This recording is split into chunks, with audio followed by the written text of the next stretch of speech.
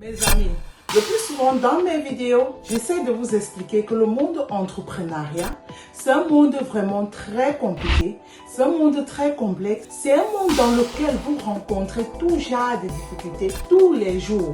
C'est un monde dans lequel vous êtes toujours supposé à résoudre les problèmes. Parce que si tu n'es pas fort mentalement dans l'entrepreneuriat, je t'assure, vaudrait mieux rester dans ton salariat et continuer ta vie paisiblement. Parce que l'entrepreneuriat, il faut avoir un mindset. L'entrepreneuriat, il faut affronter. L'entrepreneuriat, il faut résoudre les problèmes tous les jours qui viennent. Ne pas avoir la paix d'esprit, mais résoudre les problèmes. C'est ça la vraie définition de l'entrepreneuriat, résoudre les problèmes.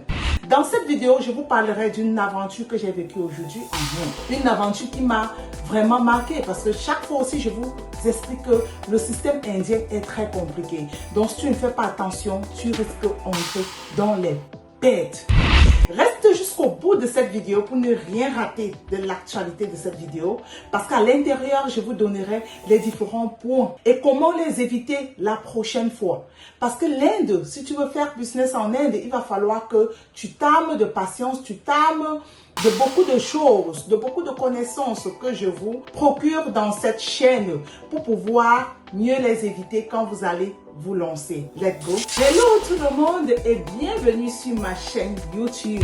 Si tu es nouvelle et que tu me découvres aujourd'hui, je m'appelle Doralis Nelly et dans cette chaîne, je parle de business, je parle de mindset, je parle des différentes opportunités du business ici en Inde qui pourront te donner l'ONCAP. Oui, l'ONCAP. Comme je le dis le plus souvent, l'Inde est la terre de beaucoup d'opportunités. Les pays asiatiques en général, il y a tellement d'opportunités là-bas. Plus précisément ici en Inde où je suis, je les découvre tous les jours.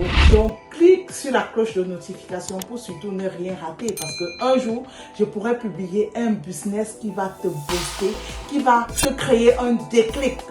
Et tu pourras facilement te lancer et avoir les conseils pratiques pour pouvoir aussi mieux le développer si tu veux entrer dans le monde entrepreneuriat. Maintenant, mes amis, je vais vous raconter ce que j'ai vécu aujourd'hui en Inde. Ok. Pour ceux qui ne le savent pas, nous faisons dans le transport des différentes marchandises de l'Inde pour le Cameroun, par bateau, bientôt pour le Congo, par bateau, mais par air partout où vous êtes, nous pouvons vous expédier vos différentes marchandises. Et maintenant aussi, nous faisons dans le visa pour les personnes qui sont intéressées concernant les visas de l'Inde et qui ont le passeport plus camerounais ou congolais.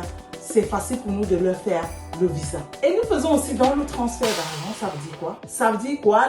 Nos clients déposent l'argent dans nos locaux et maintenant, nous les payons ici directement chez leur facteur. Maintenant, j'entre dans le but du sujet. Qu'est-ce qui m'est arrivé aujourd'hui? Le plus souvent, nous faisons les transferts d'argent sans souci. Surtout quand les clients nous contactent et que c'est nous qui allons charger les marchandises.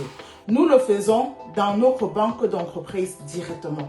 Parce que ici en Inde, tout doit se justifier. Si ce n'est pas une marchandise qui doit se faire charger chez nous, on ne peut pas donc faire le transfert d'argent de la banque de notre entreprise pour la banque indiquée. Un client me contacte et il fait son dépôt d'argent au bureau. Et maintenant, m'envoie le numéro de compte de son fournisseur que je suis supposé faire le virement dans son compte. Me rendant compte maintenant que dans notre entreprise, on ne pourra pas faire ce virement. Il y a certaines agences qui le font ici sur place. Maintenant, la personne qui s'occupe de ça, puisque l'entreprise est repartie par tâche, la personne qui est supposée s'occuper de ça est partie maintenant dans les agences où nous faisons souvent ces transferts, surtout ce qui ne concerne pas les transferts que nous-mêmes nous allons acheminer. Il va maintenant y faire le dépôt. On paye les frais de dépôt. La personne fait les transferts d'argent, mais en plusieurs coupures. Je m'explique. Par exemple, 100 000 roupies. Le montant qui était supposé être viré, c'était 125 000 roupies, l'équivalent de 1 million de francs CFA.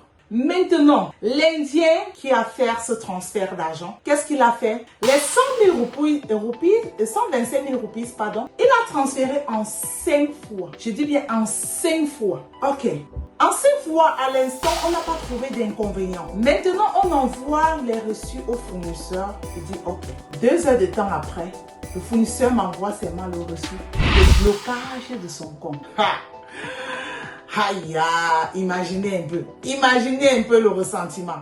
Dès Et il m'envoie le reçu qu'on a bloqué son compte. L'État indien a bloqué son compte. Là, on voyait le message. Il m'a fait lire ce message. Et dans ce compte, c'est un compte où c'est épargne, je ne sais pas trop, je ne lui ai pas demandé. Il me dit il ne pourra plus jamais entrer en possession de cet argent. Et à l'intérieur, il y avait 4 lacs. Donc, il a perdu 4 lacs, donc l'équivalent, disons, de 3 500 000 francs CFA à cause de ma transaction. Imaginez dans l'état où je suis. Tu dois te justifier comment chez le client que non, tu as envoyé l'argent.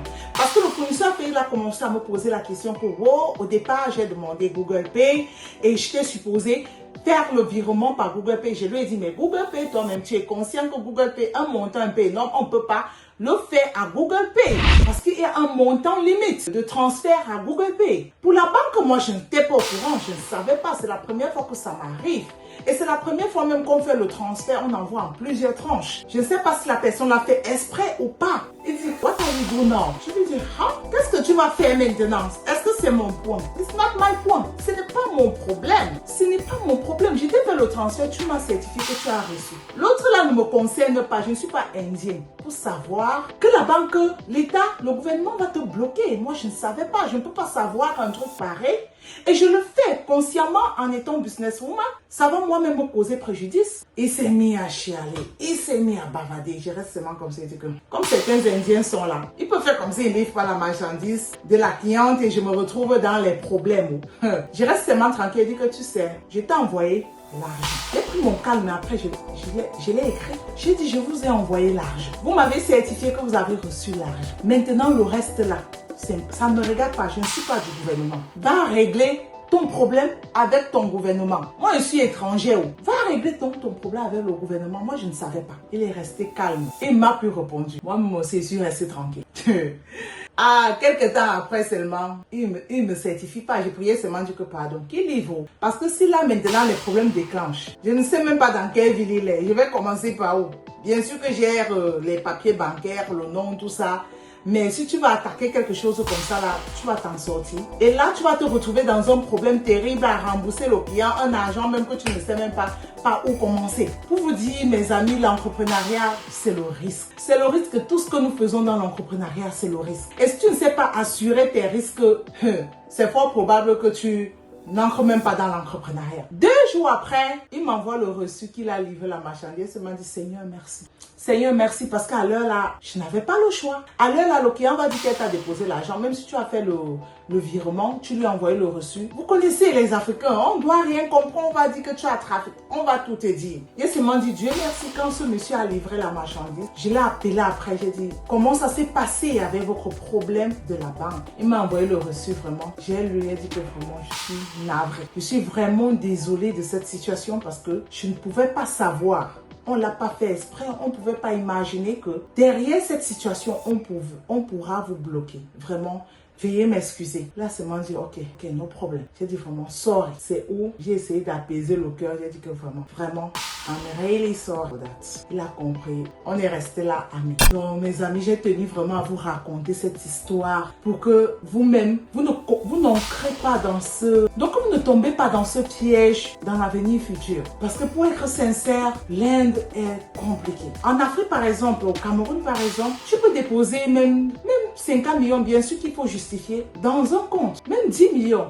Mais ici en Inde, tu ne peux pas. Il y a un minimum d'argent à déposer. Sauf si tu vas faire les virements de compte à compte. Il va falloir tenir compte de ça. Pour toi qui sera nouvelle, qui va venir ici en Inde, faites très attention. Faites très attention, sinon vous allez entrer dans les problèmes dans ce pays. C'est un pays accueillant, un pays tout, mais ils ont leur système. Et ce système, nous allons seulement le respecter. Ok mes amis, je tenais vraiment à vous informer, à vous donner certaines informations concernant ce pays, vraiment. Vous savez, quand on est entrepreneur là, on doit s'attendre à tout. Quand on est entrepreneur, on doit s'armer de patience parce que parfois, certaines choses t'arrivent, tu peux craquer 1 million. D'autres on dit 1 million, c'est quoi? C'est beaucoup. C'est beaucoup parce que 1 million là, tu paies 1 million là, c'est beaucoup. Tu réduis un montant, un argent que tu pouvais lancer, même un petit business si ça devait te rendre. 1 million, c'est beaucoup. Pour moi, c'est beaucoup. Pour ceux qui simplifient, c'est leur problème, ils ont leur argent. Moi, je n'ai pas moi là. Je me bats aussi comme tout le reste. Donc, 1 million de francs, c'est beaucoup. Donc, si tu as aimé ma vidéo, écris en commentaire ce que tu en penses de ce pays et écris en commentaire ce que tu en penses du business business en Inde. Et maintenant, likez mes amis, likez vraiment. Partagez mes vidéos, partagez massivement et abonnez-vous vraiment pour que la chaîne, pour que notre communauté s'agrandisse. Je vous donne rendez-vous dans ma prochaine vidéo. Ciao!